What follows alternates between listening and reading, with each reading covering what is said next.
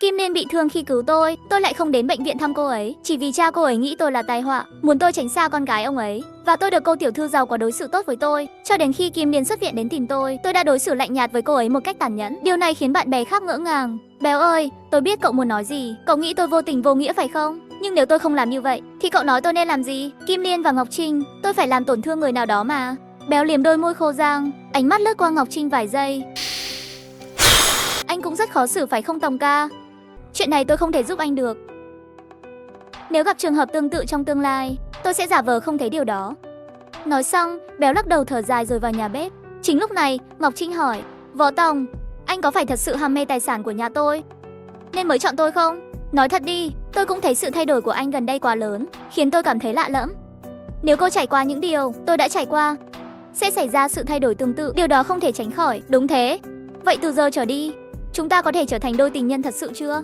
Tôi nhướng mày, nụ cười trên mặt Ngọc Trinh biến mất ngay. Anh lại muốn hối hận à? Cô xinh đẹp thế này, lại là tiểu thư giàu có. Em thích anh là vinh dự của anh sợ mình không xứng đáng với em. Ngoài ra bố mẹ em cũng sẽ không đồng ý. Ai nói bố mẹ em không đồng ý? Chuyện mẹ thì không cần quan tâm, quan trọng là bố em. Nhưng em tin sau vụ việc nhà Tần, thái độ của bố em đối với anh chắc sẽ khác. Nghĩ ngợi xong cô lại nhăn mũi nói, em về sẽ nói chuyện của hai đứa với bố. Nếu ông ấy vẫn không đồng ý, thì em khóc lóc, quậy phá, dọa treo cổ, xem ai chịu nổi ai. Tôi thực sự không biết nên cười hay nên khóc khi nghe điều này. Xong công việc ở cửa hàng về nhà đã khuya, là điện thoại của Hạ Vũ Đình gọi đến. Từ sau hôm tôi đánh mông cô ta không liên lạc với tôi nữa. Gọi điện khuya thế này, có phải có chuyện gì không hay? Chờ tôi kết nối cuộc gọi, Hạ Vũ Đình trực tiếp nói, Tần Vạn Dung sẽ đính hôn. Người đàn ông đó là Vương Ngọc Đào, thế hệ trẻ nhà họ Vương. Những năm qua, nhà Vương và nhà Hạ luôn tranh đấu bí mật, không bên nào chiếm được lợi thế tuyệt đối. Tần Vạn Dung và Vương Ngọc Đào đính hôn, rõ ràng là chuẩn bị dùng sức mạnh của nhà Vương chống lại chúng tôi. Tôi chưa từng nghe về nhà Vương, nhưng theo ý Hạ Vũ Đình, sức mạnh của nhà Vương tuyệt đối không yếu hơn nhà khác. Sao cậu không nói gì? Cậu bị sợ hãi rồi sao? Ở điện thoại vang lên giọng lạnh lùng của Hạ Vũ Đình, nhưng nghe kỹ thì còn mang một chút châm biếm. Tôi tưởng cậu thật sự không sợ trời không sợ đất, nhưng tôi cũng không dám. Nhưng nếu bị đẩy đến bước đường cùng, tôi vẫn dám đánh mông cô. Nếu trời sập thì tôi chống. Cô sợ à? Tôi mà sợ cái gì chứ? Tôi vẫn là Hạ Vũ Đình. Tôi hít một hơi thuốc lá thật sâu, nói trong làn khói. Mặc dù tôi không thân thiết với các chị em cô lắm, nhưng tôi vẫn tin cô hơn Vũ Hà. Anh đúng là không ngoan. Nếu nhà Vương làm phiền anh, thì gọi cho tôi. Tôi sẽ đến cửa hàng mới vào ngày hôm sau. Vì đêm hôm trước mưa nhiều, đường có nhiều nước đọng. Tôi lái xe một cách cẩn thận. Đúng lúc đó một chiếc siêu xe lao tới. Khi tôi chưa kịp phản ứng, đã bị nước đọng ven đường văng lên người. Anh chạy xe kiểu gì vậy? Lúc đó, chiếc siêu xe chạy chậm và dừng lại. Một thanh niên tuổi còn trẻ mở cửa xe, ngoái đầu ra. Xe tới mà không biết tránh. Anh đi nhanh quá, ai kịp tránh? Anh nói gì? Tôi cảm thấy anh rất hung dữ. Thanh niên nhướng mày, nét mặt tối sầm đi. Anh nên mừng vì tôi còn có việc quan trọng. Nếu không, tôi sẽ làm cho anh biết đất trời rộng lớn. Nghe rõ, tôi là Vương Ngọc Thành.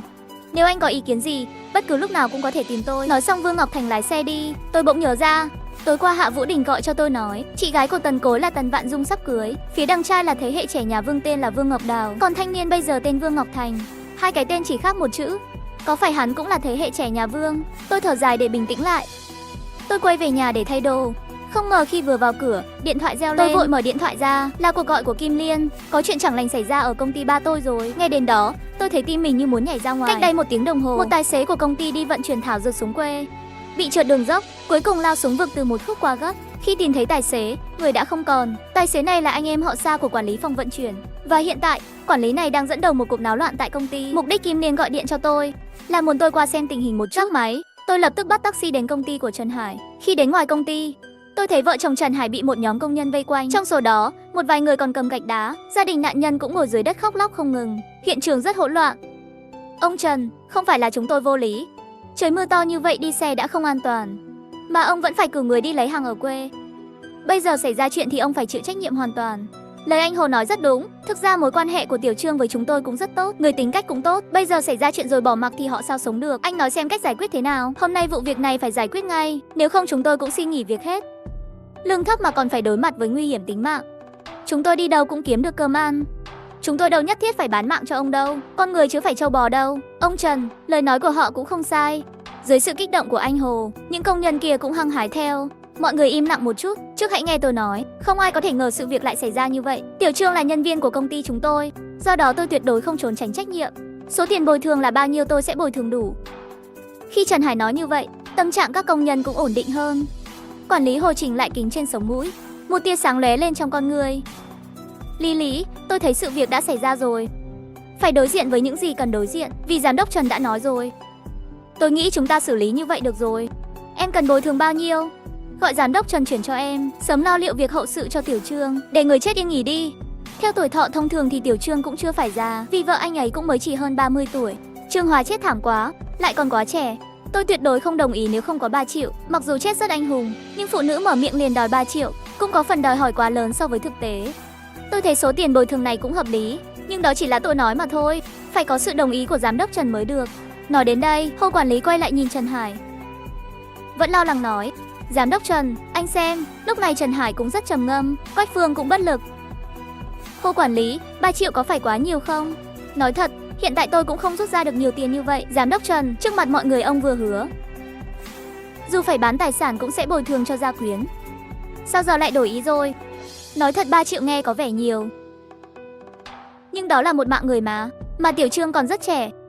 Gia đình có người già có trẻ, anh ấy mất đi rồi, sao mà chăm sóc gia quyến anh ấy? Nếu không thì giám đốc Trần nuôi cả gia đình họ. Lý Lý, vậy em mang con trai đến ở nhà giám đốc Trần đi. Điều kiện ở nhà giám đốc Trần tốt hơn. Em cũng được hưởng lợi ở nhà người giàu. Sống những ngày cứ ngửa tay nhận tiền, mở miệng là có ăn. Tôi đã hiểu rồi. Quản lý Hồ hoàn toàn là kẻ làm loạn, muốn khiến Trần Hải phá sản ngay. Nhưng nếu Trần Hải phá sản, công ty đóng cửa có lợi ích gì cho hắn? Tôi không đi đâu cả. Tôi ở lại trong công ty. Khi nào trả tiền, hai mẹ con chúng tôi mới rời đi. Hồ quản lý chỉnh lại kính. Không có gì để nói. Hồ Trường Hưng, tôi biết anh và Tiểu Trương có quan hệ họ hàng. Anh giúp đỡ họ cũng có thể hiểu được. Trái tim con người được làm bằng thịt. Việc Tiểu Trương gặp chuyện tôi cũng rất buồn. Theo lý thuyết, bồi thường bao nhiêu tiền cũng không thể mua lại một mạng người. Nhưng hiện tại tôi không thể đưa ra số tiền đó được. Vậy tôi viết cho các người một tờ giấy nợ nhé. Hừ, Trần Hải, ai không biết ông giàu có, sống ở khu người giàu, tôi không tin ông không thể đưa ra 3 triệu được. Còn nữa, ông còn có công ty này mà. Vì ông nói ông không thể trả tiền, vậy dùng công ty để trả nợ cũng không phải không được đâu. Trần Hải tức giận, nghiến răng, vung tay một cái. Tôi thấy các anh chỉ là quấy rối vô lý. Nếu các anh cứ tiếp tục quấy rối vô lý như vậy thì đi kiện. Bị phạt bao nhiêu tôi trả bấy nhiêu. Có thể bán nhà bán xe cũng được. Còn các anh cầm gạch làm gì vậy? Đập đầu tôi. Nè, chỗ này nhiều máu nè.